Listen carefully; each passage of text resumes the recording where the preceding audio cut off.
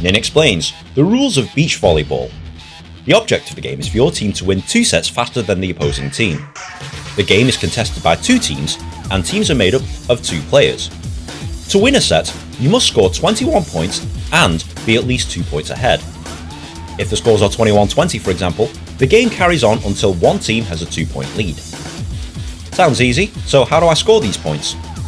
To score a point, you must aim to hit the ball over the net and onto your opponent's area of sand. The game is played on sand that is 16 meters long by 8 meters wide, and the area you're aiming for is 8 meters by 8 meters. The net is 8 feet above the ground for men and 7 foot 4 inches above the ground for women. If the ball is hit onto the lines, this also counts as a point.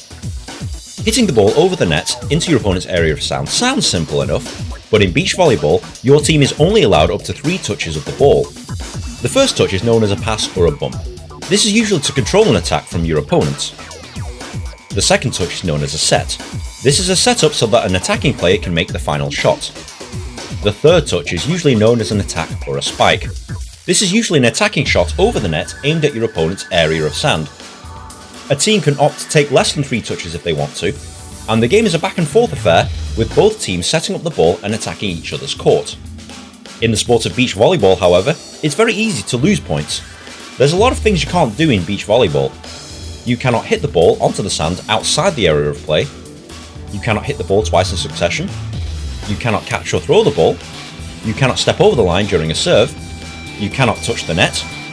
You cannot hit the ball into the antennas of the net. And as earlier mentioned, you cannot touch the ball more than 3 times. All of these errors result in your opponents being awarded a point and the next serve. Unlike in traditional volleyball, players do not need to rotate clockwise and can switch positions at will. Once a team has won 21 points and is at least 2 points ahead, they win a set. If both teams have won 1 set each, the third and last set only goes to 15 points. The first team to win 2 sets wins. That's basically beach volleyball in a nutshell, but there's a few things that you'll need to understand before playing or going to a game.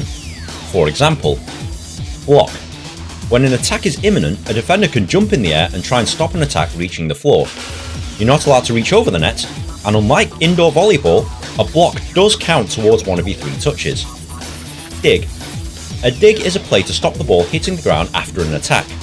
Players will usually dive onto the floor to rescue a ball. A dig also counts as one of your 3 touches. Signals. Beach volleyball players use hand signals that indicate what type of block they intend to make. Block signals are made behind the back to hide them from the opposing team. They are usually given with both hands by the serving player's partner prior to the serve.